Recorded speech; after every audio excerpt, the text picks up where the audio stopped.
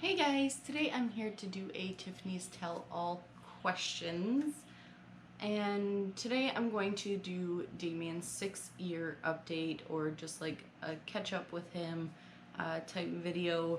You guys have had quite a few questions about Damien, the last video and previous to that after Michaela's passing, so I'm just gonna answer them today.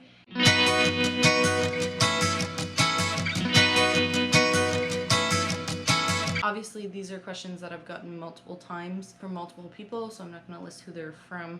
But how has Damien been handling Michaela's passing? And he's doing fairly well. There is the odd time where he'll mention Michaela or be sad about Michaela. For instance, we were watching a video on her on our channel, and Michaela popped up and he said, "I can't take it," and I said, "Why?" And he basically said, "Because of sister." So I turned off the video because I didn't want him to feel like he had to go through those emotions if he didn't want to. So that got me choked up when he said that, because I wasn't expecting it. But for the most part, Damien will watch videos and go, "Oh, there's sister, there's beautifuls." So yeah, he's handling it fairly well, other than the odd time where he becomes sad about it, which is completely fair. The next topic is his speech. So many of you know that last year, before he started school, that we were going to go see a speech therapist and try and get the ball rolling with that, because his speech has never really been good up until about 3 when he started talking. And he went from like no words at all to like sentences, and then just some of the pronunciation with words he had difficulties with. So I can't remember if I actually updated you guys on what happened with that, but we finally did see the speech therapist. We had to do a hearing test, which he did not do at all. He refused. He like was shy, and even the hearing specialist said, you know, I can completely tell that he can hear. It just, he's refusing right now. So I expressed that I had no worries about his hearing, so I wasn't worried about that. So we were supposed to go back for that, and we never did, because I knew putting him through that was more torture than what I was gonna find out that I already knew. So we ended up going to the speech therapist appointment, and once again, she basically said, like, you know, his speech is there, he just needs to practice. And, you know, he could flip through a book, he knew every single word, and his pronunciation, you know, was a little off on certain words. He would get like the K's mixed up with the Q's. Not mixed up, but like he would have a hard time pronouncing those. So that was, you know, the biggest concern at that point. But having no speech at all was no longer a concern, which I had never really been concerned about, even though he was 3. Some of you may know Kyle was 3 when he started talking, so I really just based it off of that. I knew my child was going to be okay, and that he would survive in the future because he could communicate no matter what. Even though he wasn't using words, he would always point to things, or, you know, so he was always communicating, just not with words. And I do blame that on Michaela's disorder as well. Not blame it on, but I do think it's related to that, because Michaela did never talk. So he had grown up all those years not really seeing his sister talk. So yeah, that's a big part of it, I think, too. So anyways, what we did for speech therapy was basically nothing. We just continued to do what we had always done and repeated words and talk to him normally, ask him questions, ask him to repeat things. So yeah, we really did not go to any therapy sessions other than the first one. She basically said, you know, we can go in and have that time with her, but really it's just practice. So we just continued, and sure enough, he picked it up no problem. And yeah, we didn't really force him to do anything. So yeah, that is his speech. Now on to school and how that went. There's been a lot of questions on how he was doing in school. Is he going back to school and all that? So He started off school in September and it was really rough. So if you don't know, he did not go to JK junior kindergarten and he started senior kindergarten. So I think some places have junior and senior and other places just have kindergarten, which is basically senior kindergarten before grade 1. So Damien started off in SK and not JK. In JK, he was not ready. Like I said, he was not talking and he just needed to be outside, and we didn't feel like him being in a classroom was the right thing for him. So we waited until SK, and he was definitely ready for that this year or last year. So he started off, it was really rough. Obviously, Damien is not used to being in a classroom and around many kids and does not do sit down work. It does not happen with Damien. So I believe it was the second day he went to school and he pulled a chair out from underneath someone. And the teacher said, no, it was not intentional, but he wasn't in trouble for that. He just was in trouble for not saying sorry. And so he sat on timeout for over an hour, and they fought with him for over an hour because he wouldn't say sorry. And they finally called me and said, look, we don't know what to do. He won't say sorry. And like, where do we go from here? And I said to them, he does it to me too, and he basically sits on timeout until he says sorry. However, the timeout was cutting into his recess, and I don't believe that is a solution for Damien. He needs to have that time to burn his energy, get it out, and then come back into the classroom. So I expressed my concerns about that, and I basically said, you know, you just have to keep trying with Damien. So it's not that he's not sympathetic. He feels that. He just wouldn't express that he was sorry. So that's been a huge learning curve with Damien, is to say sorry. And we have practiced that at home and within the school, and he's gotten really, really good. And now he instantly says sorry if something happens. So yeah, it's just, you know, practice with that as well. So that was the first hurdle in school, and I basically kept warning the teachers that Damien will not sit. He will not sit for reading time. He will not sit in a desk. He will not do like all of this stuff. I can guarantee it. And sure enough, for reading time, he refused to sit on the carpet, and he would wander the classroom, playing with toys, which they allowed him to do, which I'm so thankful for. His teacher and ECE did a really good job at weaning him into sit down time.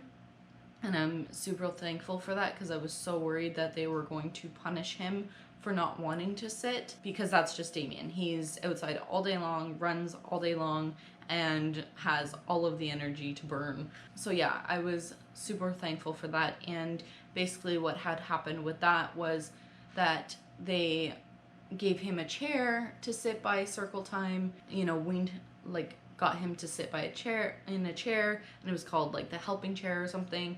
And then eventually he would sit by the carpet, and then eventually he would partake in like story time and questions and all of that. So this took about 2 months to get him on track with everything in school. However, once he did, his teachers basically said, like, he is the one to make sure that the routine is done correctly. If they're missing something in the routine, Damien's the first to say, look, we need to do this before we do this. So he's very routine oriented, which is great. And he still loves his outside play and loves playing with the kids. He's made many, many friends. Like I mentioned in his birthday video, his best friend Rogan, and then there was also another little girl that he actually became friends with like almost instantly, and his teachers said that they would sit at the lunch tables and just like giggle, and it was so cute. So he's got many friends in school. They all love him. He's kind of like the class clown, not the class clown, but like he likes making people laugh, which I love. So yeah, he was doing really well, and then coronavirus happened. And so we had our March break, and then they were not able to go back to school. So it really sucked, because he had just lost his sister, and he was supposed to go back to school, or he did go back a couple days, I think, before March break after he lost Michaela, which was good and I think healthy for him. I had talked to the teacher while he was on his way to school and explained Michaela had passed away and Damien wants to go to school. He expressed that he wanted to go to school, so I didn't want to keep that from him, and I think it was really healthy for him to go back to school. So he had 2 days of back to school, and then we had her funeral stuff, and then it was March break. So March break happened, and then they didn't go back. And it really sucks because we had parent-teacher interviews in December, and both Kyle and I expressed that we weren't sure if he was ready to move on to grade 1. In grade 1, you know, there's going to be addition and subtraction, writing down things, and Damien has not done those things. He can almost write his name, and he knows his numbers up to 10, and he knows all his letters, but he will not say them out loud. So if you point to a letter, he knows what letter it is. If you point to a number, he knows what it is, but he won't express them out loud. So we felt like he's not ready to move on to grade 1. And I think that is partially because we held him from JK, which I don't think is the wrong decision. He wasn't ready at that point, and he wouldn't have been ready. But now I feel like he can't move on to grade 1 as well. And nowadays they don't like to hold children back, which I think is absolutely ridiculous. So I have been in contact with his teachers and the principal, and basically we expressed our concerns with Damien, you know, with even losing Michaela this year. He's not ready to move on, and we feel like if we keep him back for one more year in SK, that he would catch up and even surpass grade level, and then if we moved him on, he would be fine for the rest of the years. If we did move him on to grade 1 now, we feel like he would be behind every year from here on out, and he would never catch up. So why not keep him behind, let him catch up, and then he's good to go.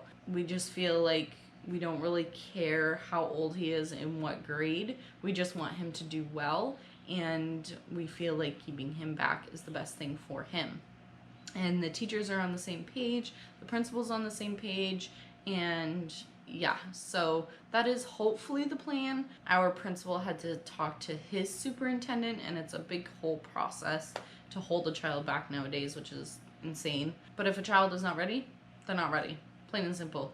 And that's why I think I don't care for the public school system, because it's a one-size-fits-all, and Damien does not fit in that category, and he will never fit in that category. This will be an ongoing thing where I will constantly be in contact with the teachers, and just like this year, you know, it was a daily conversation about Damien and how he's doing, and he did improve so well in the few months that he was there, and I feel like if he didn't lose out on the time because of coronavirus, that he would have actually maybe even caught up and been ready for grade 1.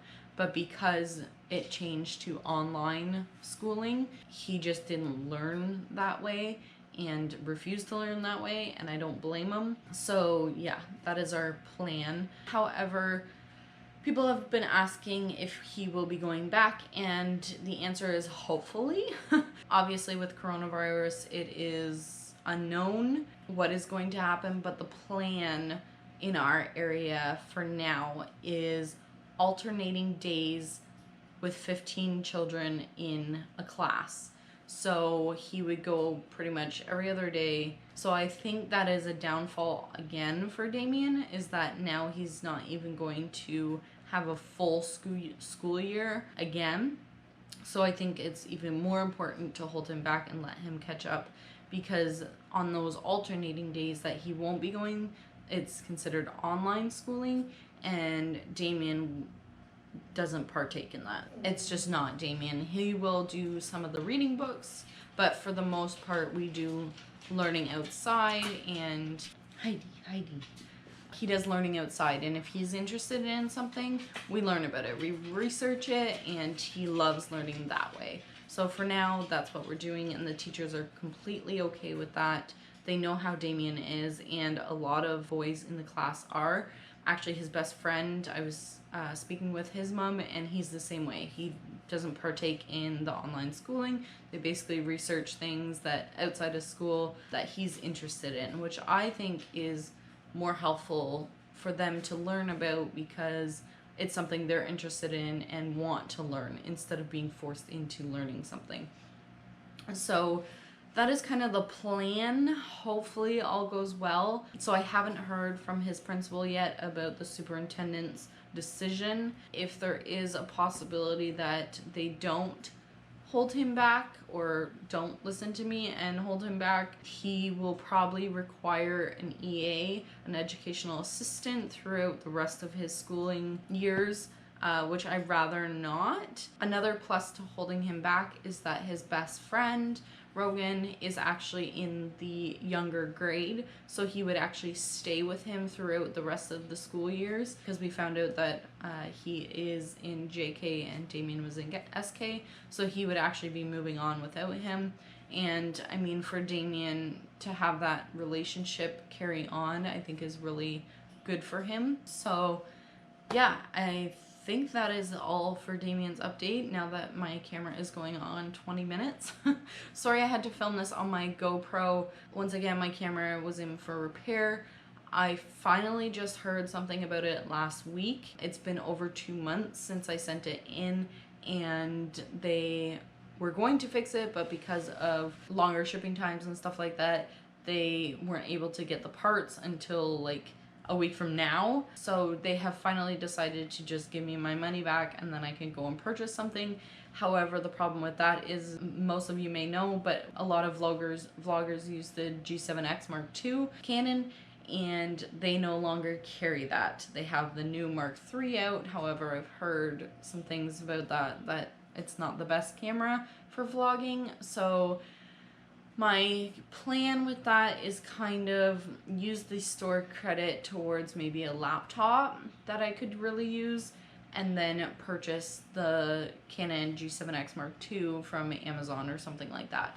So hopefully I get another camera soon. For right now, it's just dealing with this. I'm hoping to get a camera within the next week or so. So keep your fingers crossed for me for that, and for you guys, because GoPro footage is more than annoying to edit because it's such quality footage.